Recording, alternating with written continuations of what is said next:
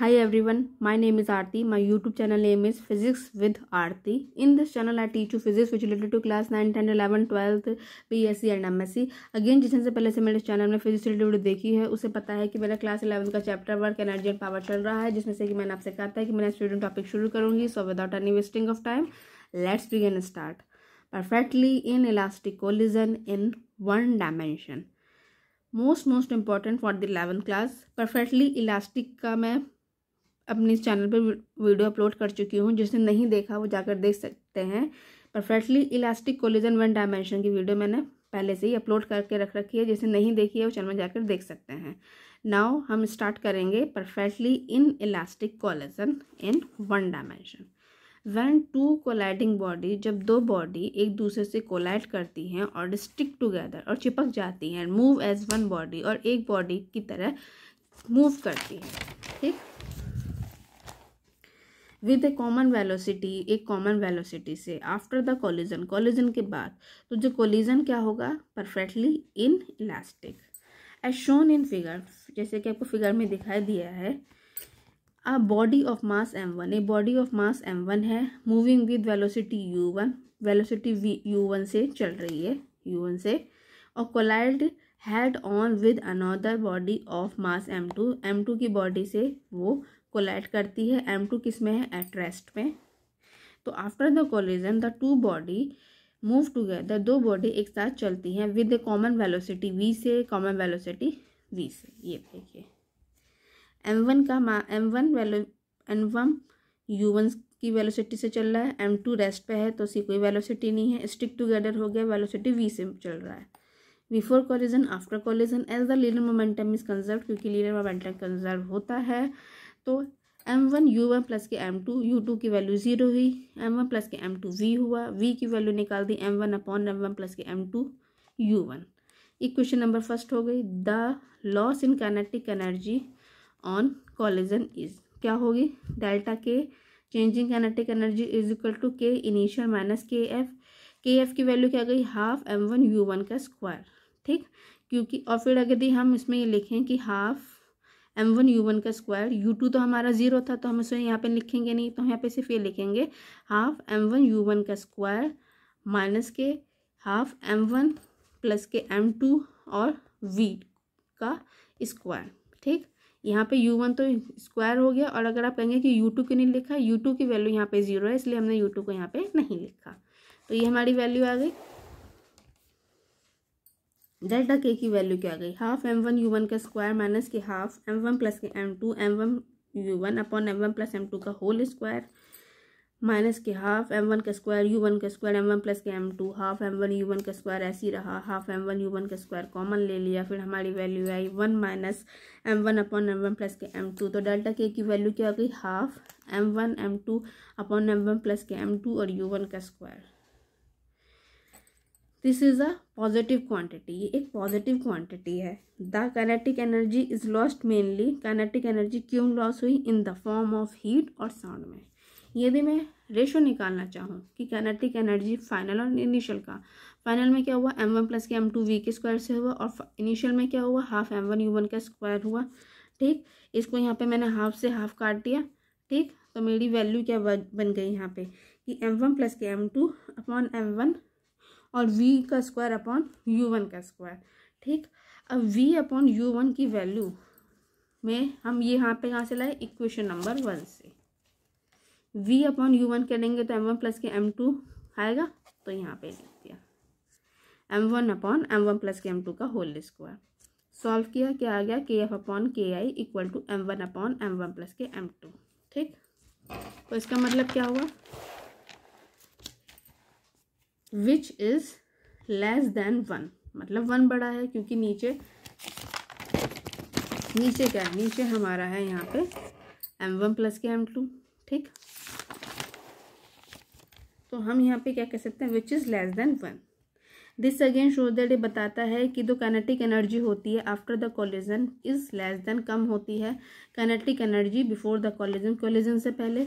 और if the target is massive, यदि हमारा टारगेट मासिव होता है, दैट इज m2 बड़ा है m1 से, देन क्या होगा, kf अपॉन ki लगभग ज़ीरो के बराबर, दैट इज़ KF लगभग ज़ीरो के बराबर।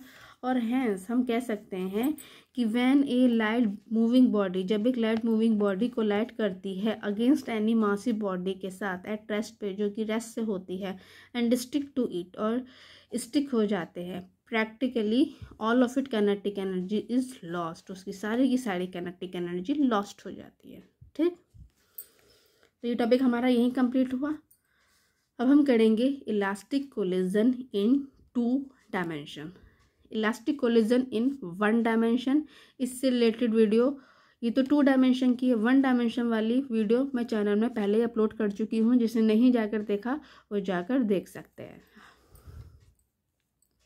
एज शोन इन फिगर, जो कि मैं आपको दिखाऊंगी, suppose A particle of mass m1, particle जिसका मास m1 है, मूविंग अलोंग x एक्सिस में मूव कर रहा है विद वेलोसिटी u1 के साथ, कोलाइड विद अनदर पार्टिकल, दूसरे पार्टिकल से कोलाइड करता है ऑफ मास m2 से, जो कि रेस्ट पर है। और after the collision let the 2 particle move with velocity v1 and v2 making angle θ1 and θ2 with x axis. ये रहा हमारा डायग्राम। ठीक, m1 u1, m2 रेस्ट, θ1 θ2 दो एंगल, दैट इज द, ये हो गया θ1 यहाँ पे, v1 वेलोसिटी से, v1 के 2 कंपोनेंट हुए, v1 sin θ1, v1 cos θ1, m2 θ2, v2 के 2 कंपोनेंट हुए, v2 sin θ2, v2 cos θ2। ठीक, ये हुआ हमारा डायग्राम, किसके लिए, इलास्टिक कोलिजन इन 2 डायमेंशन के लिए। आफ्टर द कोलिजन, कोलिजन के बाद the rectangular component of the momentum of m1 are m1 v1 cos θ1, जो कि मैंने आपको भी दिखाया, along positive x axis, m1 v1 sin θ1 along positive y axis, जो कि आपको मैंने डायग्राम से दिखाया। और आफ्टर द कोलिजन, कोलिजन के बाद जो रेक्टेंगुलर कंपोनेंट होते हैं मोमेंटम के ऑफ m2r क्या होंगे, m2 v2 cos θ2 along positive x axis, m2 v2 sin θ2 along negative y axis. ये देखिए, ये हमें डायग्राम से क्लियर हो रहा है। ठीक, applying the principle of momentum, applying the principle of conservation of momentum, यदि हम कंजर्वेशन ऑफ मोमेंटम लगाएं अलोंग x एक्सिस में, तो m1 u1 equal to m1 v1 cos θ1 plus के m2 v2 cos θ2, this is the question number first. The initial moment of m1 and m2 of m1 और m2, ठीक, of m1 और m2 along y axis is 0। और applying the principle of conservation of momentum along y axis, यहाँ क्या हो जाएगा 0, m1 equal to m1 sin θ1 minus के m2 v2 sin θ2, equation number 2। और as the kinetic energy conserve होती है in an elastic collision में, तो हाफ m1 u1 का स्क्वायर, चूँकि u2 की वैल्यू 0 है तो इसलिए हमने यहाँ पे लिखा नहीं, u2 की वैल्यू क्या है 0, तो हमने इसे यहाँ पे लिखा नहीं, हमने सिर्फ ये लिखा है हाफ m1 u1 का square equal to half m1 v1 का स्क्वायर प्लस के हाफ m2 v2 का स्क्वायर। और ये हो गई question number 3। The four unknown quantities v1 v2 θ1 θ2 can not be calculated, हम उसे कैलकुलेटेड नहीं कर सकते using the equation 3 equation first second and third.